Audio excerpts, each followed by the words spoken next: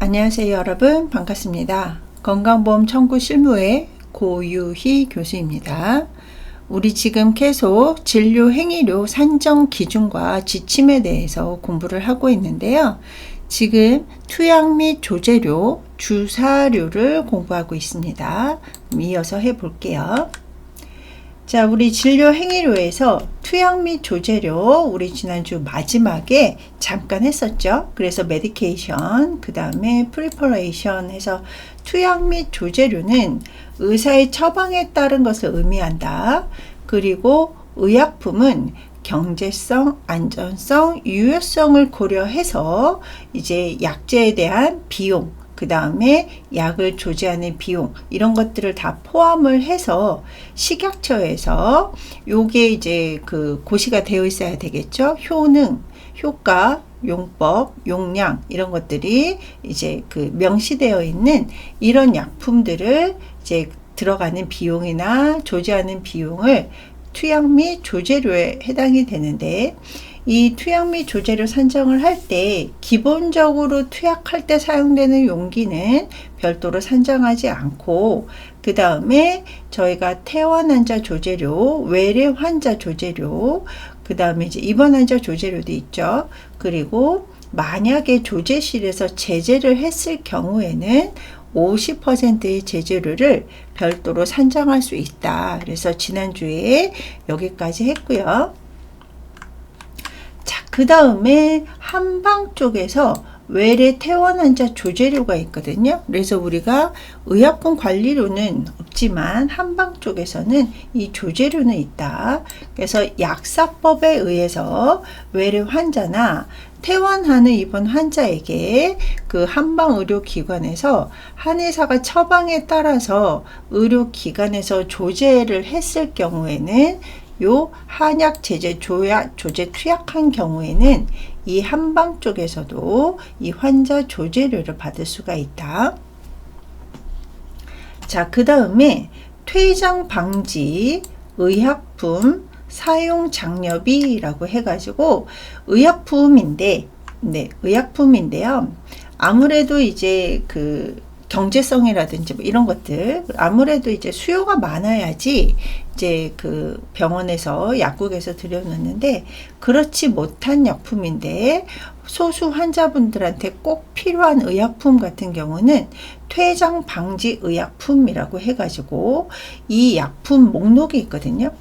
그래서 퇴장 방지 의약품 목록에 해당하는 의약품을 처방을 했을 때는 이 퇴장 방지 의약품 사용 장려비라는 거를 추가로 이제 산정할 수 있다. 그래서 이 의약품 목록에 보면 상한 금액 표가 있거든요. 그래서 그 금액표에 따라 가지고 이제 처방을 하게 되면은 사용 장려비를 따로 가산해서 주겠다라는 내용이고요. 자, 그 다음에 하나씩 살펴보시면 퇴원 환자 같은 경우는 그 퇴원 다음 날부터, 그래서 만약에 이제 뭐 23일 날 퇴원을 한 환자분이다. 그러면 24일 날부터 이제 산정을 하게 되는데요. 이 산정을 할 때는 제수, 그러니까 약의 개수라든지 투약량 이런 것들은 다 불문을 하고, 그 내복약 기준으로 해서 회당으로 해가지고 이제 그러니까 1당으로 해서 소정 점수가 이제 그 산정이 된단 말이에요. 근데 만약에 이 환자가 1세 미만의 소아인 경우에는 50%를 가산을 하고, 우리 앞에서 기본 진료료가 똑같죠. 자, 그 다음에 만 6세 미만의 소아한테서는 30%를 요 퇴원 환자 조제료에서 가산을 할 수 있다. 그러니까 이 50% 나이대, 30% 나이대는 워낙 자주 나오니까 꼭 기억을 해 주시고요. 자, 그 다음에 이제 위에 있는 퇴원 환자는 이제 입원을 했다가 퇴원한 다음 날부터 산정할 수 있는 거고요.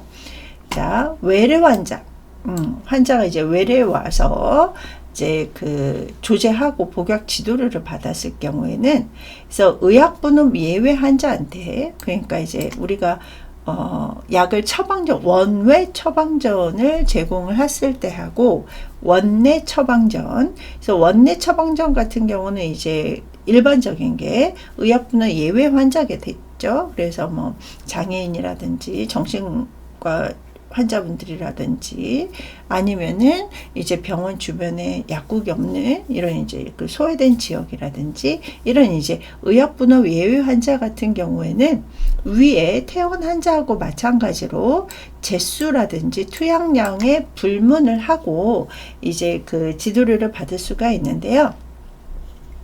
자, 여기 보시면 동일 환자에게 하루에 2번 이상 처방 조제를 했다라고 하더라도, 그러니까 2번 이상 조제한 경우는 어떤 경우가 있을까요? 아무래도 뭐 두 과에서 뭐 그 약을 받았다던가 뭐 이런 식으로 되겠죠. 그래서 2번 이상 처방 조제를 받았다고 하더라도 조제하는 거는 이제 한 번만 산정할 수 있다, 이렇게 명시가 되어 있고요. 자, 그 다음에 입원 환자분들, 그러니까 퇴원한 환자는 입원했다가 퇴원하시는 분이고, 입원 환자는 입원 기간 중에 만약에 투약을 했다라고 하면은 입원 환자 조제 복약 지도료를 그 산정을 할 수가 있는데요.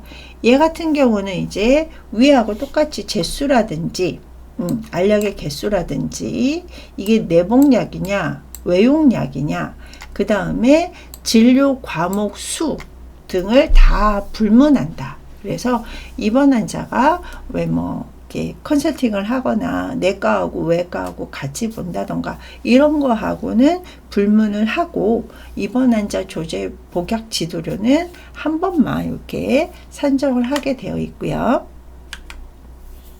자, 그 다음에 우리가 조금 눈여겨봐야 되는 것 중에 하나가요.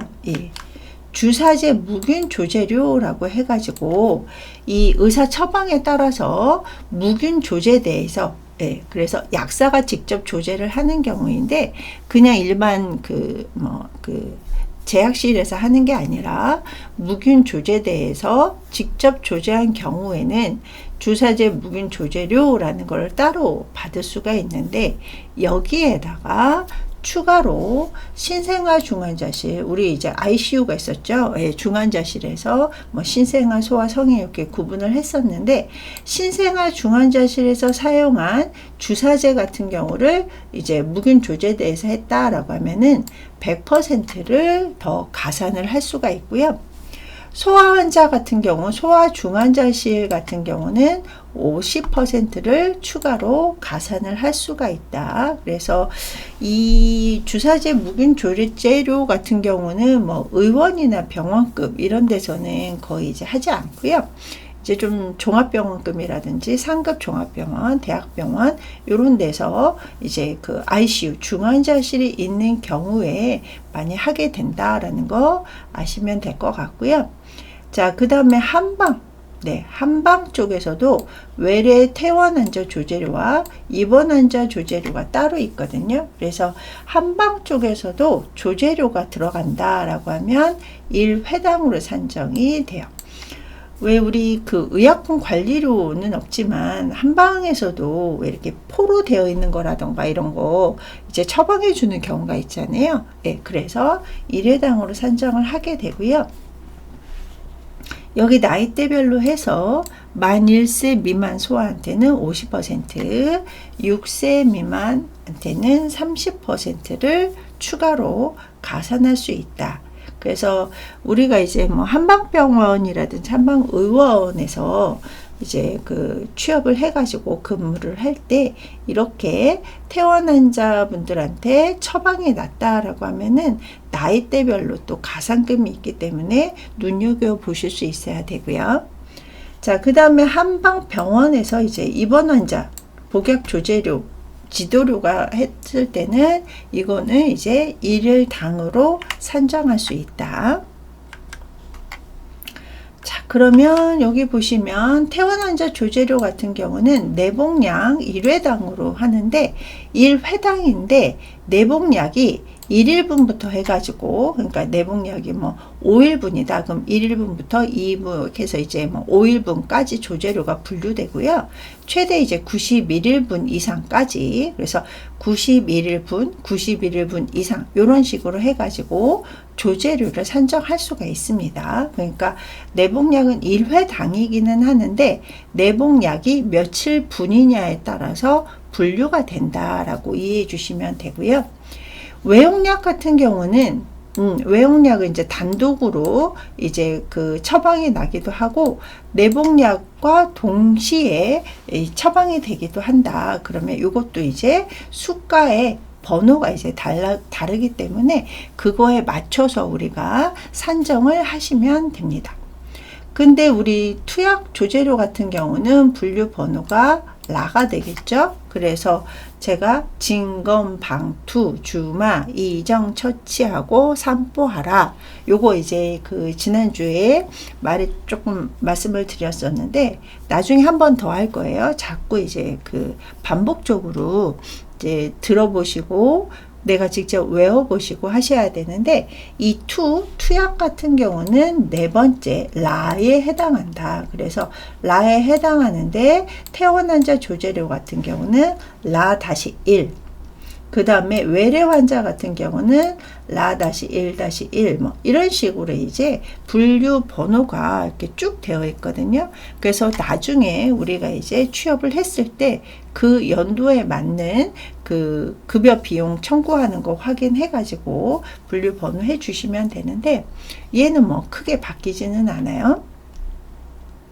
자, 그럼 이제 라-1-1을 보시면 외래 환자 복약 지도료 보시면 그 태어난 자하고 마찬가지로 내복약을 1회당으로 하는데 똑같이 이제 1일분이냐 뭐 2일분이냐 3일분이냐에 따라서 분류 산정 기준이 이제 달라지게 되고 이제 점수가 달라지기 때문에 요거 확인해서 며칠 분이냐.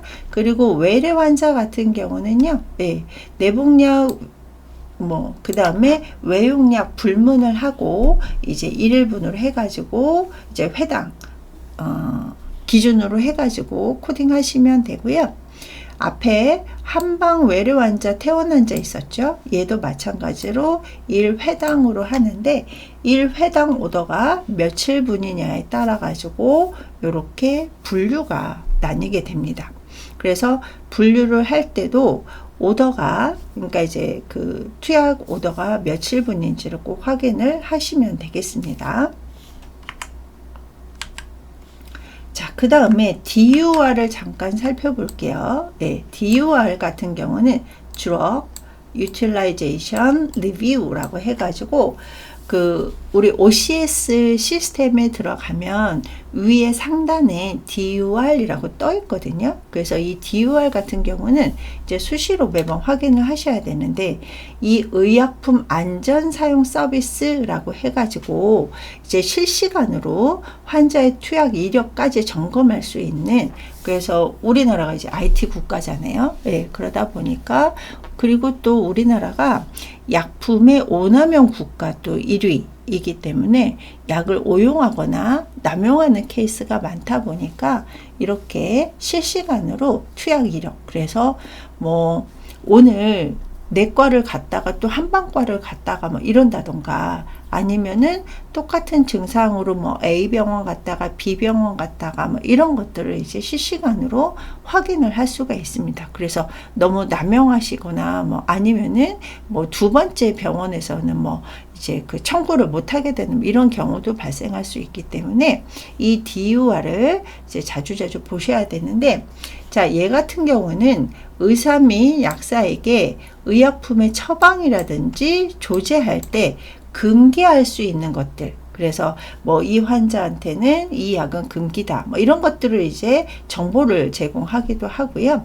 그 다음에 어떤 의약품 안전성이라든지 이런 것들에 대한 정보도 주고 또 이게 실시간으로 제공된다. 그래서 그날 이제 뭐 이렇게 실시간으로 제공이 되기도 해서 이제 부적절한 약물 사용을 사전에 점검할 수 있도록 뭐 과다 투여되거나 이런 것들도 이제 점검할 수 있는 시스템인데요.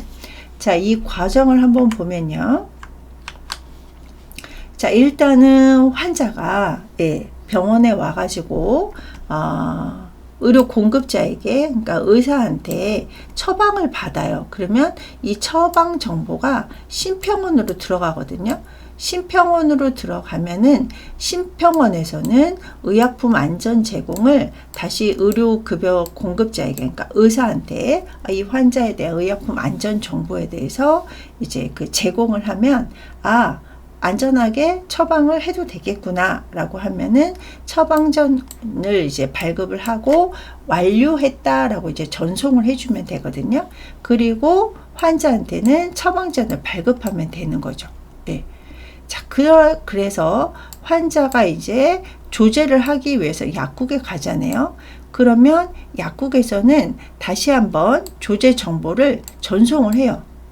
심평원에다가 조제 전송 이런 것들을 조제를 하겠다라고 하면 심평원에서는 똑같이 의료 공급자에게 제공한 똑같은 의약품 안전 정보를 약국에다가 또 전송을 하면은 해도 되겠구나 라고 하면 이제 조제를 해드리고 조제 완료 전송이 이루어지게 되는 겁니다.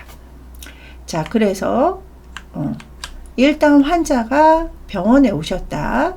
그래서 의료 공급자 의사에게 처방을 이제 받아야 되는데 돼도 되는지를 처방 정보를 심평원에, 그러니까 항상 중간에 심평원에서 의약품 안전 정보를 제공을 이제 병원에다 하고 약국에다 하면서 실시간으로 정보를 수집을 하는 이런 시스템이라고 보시면 되겠습니다.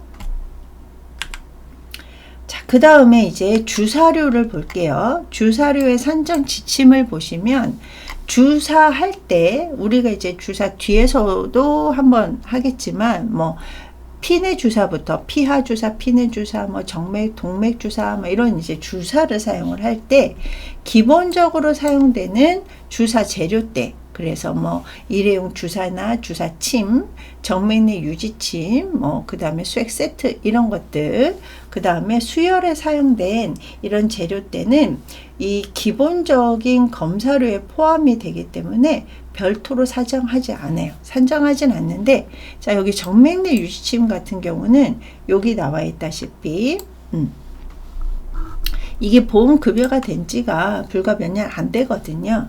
그래서 이 정맥내 유지침을 산정을 할 때, 그러니까 이제 환자가 주사를, 그러니까 보통 이제 IV 정맥 주사를 맞거나 이럴 때, 수액 주사 맞거나 할 때 이 정맥내 유지침을 많이 사용을 하는데, 얘 같은 경우는 실구입과에 의해 가지고 별도로 산정을 할 수 있다, 이렇게 되어 있거든요.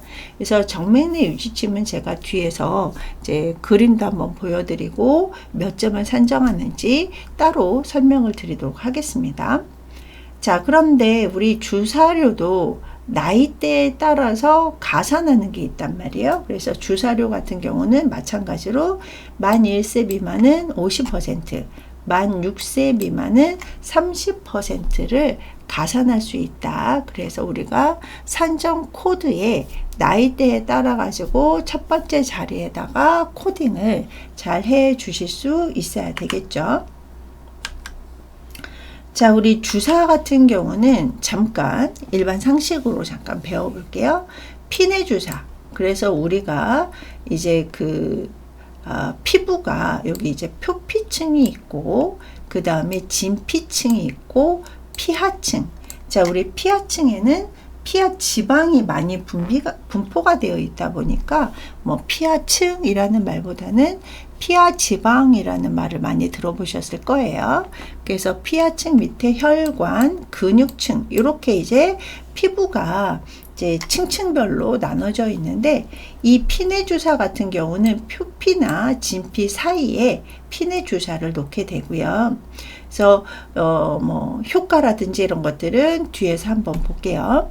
자, 그 다음에 피하 주사, 이 피하층에 주사를 놓는 거, 그 다음에 혈관 주사, 정맥 주사, 동맥 주사가 되겠죠. 그래서 이 혈관에 직접 주사를 놓는 정맥 주사가 있고, 그 다음에 근육 주사, 근육층까지 깊숙이. 그래서 저희가 이제 뭐 간호사들 같은 경우는 뭐 피내 주사냐 근육 주사냐에 따라서 이 피부에다가 이제 그 주입하는 이런 이제 그 각도가 또 다르기도 합니다. 그리고 부위도 다르기도 하고요. 자, 사용 목적을 한번 사용 목적, 사용처, 특징 주의사항을 볼게요. 우리 피내 주사 같은 경우, 피하 주사 같은 경우는 약을 천천히 몸에 이렇게 흡수가 돼야 될 때, 그래서 약을 천천히 주입하거나 그럴 때 이제 그 피하 주사나 피내 주사를 놓는데요. 여기 보시면 뭐 피부 반응이라든지 알러지, 과민, 약물 과민 검사 같은 경우는 혈관에다가 이렇게 직접적으로 하면은 큰 부작용이 발생을 할 수 있기 때문에 얘 같은 경우는 이제 피내 또는 피하 주사를 놓는데요. 이제 반응 검사, 뭐 알러지 반응, 약물 반응 검사. 그래서 우리 뭐 기본적으로 안티, 항생제 같은 경우는 이렇게 과민 검사를 한 다음에 주사를 놓을 때 이렇게 하고요. 그 다음에 우리 이제 뭐 예방 백신이나 인슐린 주사 같은 경우도 보통 피하 주사로 이제 놓게 되는데요. 이 피내 주사나 피하 주사는 아무래도 이제 부작용의 위험이 적기 때문에 이런 경우 많이 사용을 하고요. 자, 그 다음에 정맥 주사 같은 경우는 저희가 손등이라든지 팔꿈치, 물론 이제 주글라 베인, 이렇게 경정맥에도 사용을 하기도 하는데요. 이 정맥 주사 같은 경우는 응급 상황이 발생을 했을 때 빨리, 흡수가 빨리 될 수 있도록 이제 정맥 주사를 놓고요. 아니면은 장기간, 그래서 뭐 최소 하루에 4시간부터 24시간 이렇게 약물을 주입을 하면서 치료를 할 때 이렇게 정맥 주사를 놓게 됩니다. 자, 이 정맥 주사 같은 경우는 흡수가 빠르기 때문에 효과는 빨리 나타날 수 있는데 부작용이 발생을 했을 때 이제 굉장히 좀 주의 깊게 살펴봐야 되는 이런 필요가 있고요. 자, 그 다음에 근육 주사 같은 경우는 보통 엉덩이나 어깨에 많이 놓게 되죠. 예, 그래서 뭐 진통제라든지 예방접종이라든지 이런 거 할 때 근육 주사를 많이 놓게 되는데요. 보통 이제 그 어깨에다가 성인들은 많이 놓잖아요. 예. 그리고 아이들 같은 경우도 엉덩이보다는 어깨에 많이 놓는 이유가 이제 아이들 같은 경우 이제 12개월 미만의 영아 같은 경우는 엉덩이 쪽에 충분히 근육이 발달되지 않았기 때문에 어깨에다가 많이 놓습니다. 자, 그래서 우리가 이제 뭐 주사를 보통 이제 어느 부위에다가 놓고 사용 목적은 어떻게 되는지, 그리고 주의사항 이런 것들에 대해서 잠깐 살펴봤고요. 자, 그 다음에 앞에서 기본적인 재료 때는 산정하지 않는다. 뭐 일회용 주사기라든지 주사침, 뭐 나비침, 뭐 이런 것들은 산정하지 않는데 여기 정맥내 유지침, 얘가 정맥내 유지침이거든요. 뭐 그래서 저희가 뭐 그 수액 주사를 맞거나 이럴 때 많이 사용을 하는 게 정맥내 유지침인데요. 얘 같은 경우는 여기 보시면 개당 5.42점을 추가로 산정을 할 수가 있다. 이렇게 되어 있고요. 그 다음에 정맥내 유지침은 아무래도 이제 장시간 이제 뭐 그 수액을 맞아야 된다던가 아니면은 이제 그 인슐린 같은 것도 자동 점적을 해야 되는 이런 경우에는 이제 산정을 하게 되는데요. 얘 같은 경우는 이제 개당으로 산정을 할 수가 있다. 그리고 정맥내 유지침을 사용을 해가지고 지속적으로 점적 주입, 점적은 떨어뜨린다라는 얘기거든요. 그래서 수액 같은 거 지속적으로 정확하게 그 떨어뜨리기 위해서 우리 인퓨전 펌프 를 사용을 한단 말이에요. 그래서 우리 앞에서도 잠깐 말씀드렸다시피 뭐 보육기 인큐베이터하고 이 인퓨전 펌프 같은 경우는 하루에 한 번 산정한다 라고 얘기했었죠. 그래서 인퓨전 펌프 같은 경우는 기기당 기기당 해서 27.08점을 하루에 한 번 산정할 수 있다. 근데 이거 인퓨전 펌프 사용을 할 때도요, 그 인디케이션, 기준이 있거든요. 그래서 기준에 맞게 해가지고 산정을 하시면 되고요. 자, 그 다음에 우리 이제 인슐린 같은 경우도, 예, 인슐린도 이제 뭐, 한번 쿡쿡 찌르는 이제 피하 주사로 하는 것도 있고요. 또 목표 혈당을 설정을 한 상태에서 이제 입원 환자분들이 많이 하죠. 입원 환자분들 목표 혈당을 설정을 해가지고 자동으로 점적 떨어뜨리게 했을 때도 27.08점을 산정을 해가지고, 예, 우리가 추가로 청구를 할 수가 있겠죠. 그래서 이것도 기억을 해 주시고요. 자, 그 다음에 얘 같은 경우는 워낙 이제, 예, 중요하죠. 시험에도 많이 나오고. 그래서 근육주사, 정맥주사, 점적주사료 산정 기준이 있는데요. 우리가 피하나 근육주사 같은 경우는 이제 우리 근육주사를 이제 IM, 정맥주사를 IV라고 많이 하죠. 그래서 인트라머스큘라 근육 내에다가 주사하는 거는, 자, 얘는 엄청 중요합니다. 네. 외래는 하루에 한 번, 입원 환자분들은 1일 2회 산정한다 라는 거 꼭 기억을 해 주시고요. 근데 만약에 응급을 요하거나 진료상 반드시 필요한 경우에는 의사가 이제 쓴 거에 따라 가지고 추가로 이제 뭐 산정을 할 수가 있기는 하지만, 기본적으로는 외래에서 IM 주사, 근육내 주사를 뭐 2대, 3대 맞았다라고 하더라도 한 번만 산정할 수가 있다. 자, 그리고 정맥내 일시 주사, 정맥내, 그래서 IV 같은 경우는 이제 수회 주사했다라고 하더라도 1회만 산정된다라고 하는데, 이거는 이제 일시 주사고요. 예. 그래서 정맥내 유지침이 유지된 상태에서 이제 IV로 주사를 놓게 되면은 그거는 위에 있는 거하고 똑같이 산정이 됩니다. 자, 그 다음에 정맥내 점적 주사, 그래서 플루이드, 수액을 맞게 되면 병당 또는 포장 단위당으로 산정을 할 수가 있다.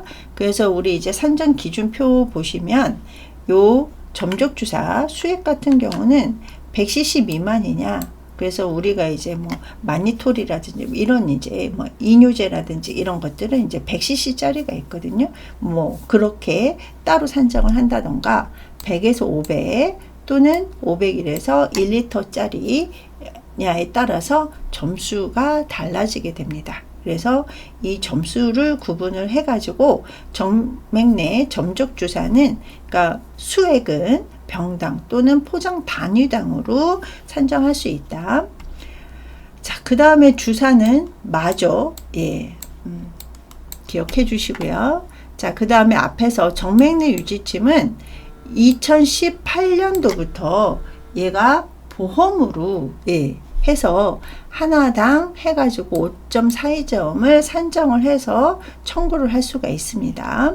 그리고 아까 인퓨전 펌프는 말씀을 드렸고요. 자, 인퓨전 펌프 사진 한번, 예, 보시면 이렇게 되어 있어요. 그래서 이 수액 세트 줄이거든요. 수액 세트 줄을 여기다 통과를 시키고 닫은 다음에 여기에서 우리가 이제 뭐 1분의 몇 같으냐, 뭐 이런 것들, 이제 정확한 양이 들어가는 거에 대해서 이제 코딩을 하고 나서 이제 정맥 주사를 맞게 되는 거거든요. 그래서 이 주입 펌프 같은 경우는 영양분이라던가 약물, 이런 이제 수액을, 중요한 게 정확한 양이 꼭 들어가야 되는 경우, 예, 정확한 양이 들어가는 일정 시간 동안 사용을 했을 때는 이 인퓨전 펌프를 이제 1일 당으로 해서 사용을 하실 수가 있습니다. 자, 주사료 산정 지침을 잠깐 보면, 아까 앞에서 얘기한 것처럼 이제 근육내 주사 같은 경우는 1일 1회 외래, 이번은 1일 2회에만 산정할 수 있다라고 되어 있고요.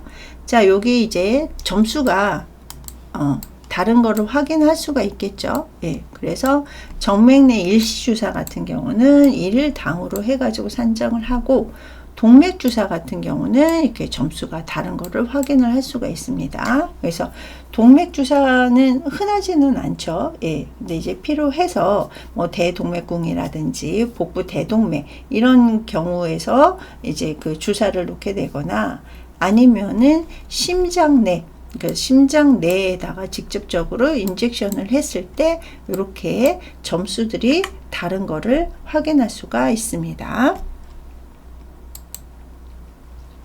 자, 그 다음에 체열 및 수열료를 볼게요. 우리 이제 뭐 그 수혈할 때 들어가는 것들이 있잖아요. 그래서 뭐 어떤 치료적으로 성분을 채집했을 때 우리 전열 뭐 그 다음에 그 혈소판, 혈장 뭐 이런 것들이 달라지잖아요. 그래서 그런 것들에 대해서 점수가 다 다른 걸 확인할 수가 있고요. 네. 자, 우리 그 체열 같은 거 할 때 공혈자에 대한 체열이라든지 검사 비용 이런 것들은 별도로 사정하지 않는데요. 뭐 혈액형 검사라든지 교차 시험 검사라든지 수혈 주사료 이런 것들은 별도로 산정할 수 있다. 이렇게 되어 있습니다. 저희가 이제 뭐 체열이라든지 이런 것들 할 때 수혈 같은 경우 이제 자가 수혈 뭐 이런 것들도 있거든요. 그래서 이런 것들에 대한 것들도 구분을 해서 기억을 해 주시면 좋을 것 같습니다. 자, 그러면 잠시 쉬었다가 2교시 이어서 하도록 할게요.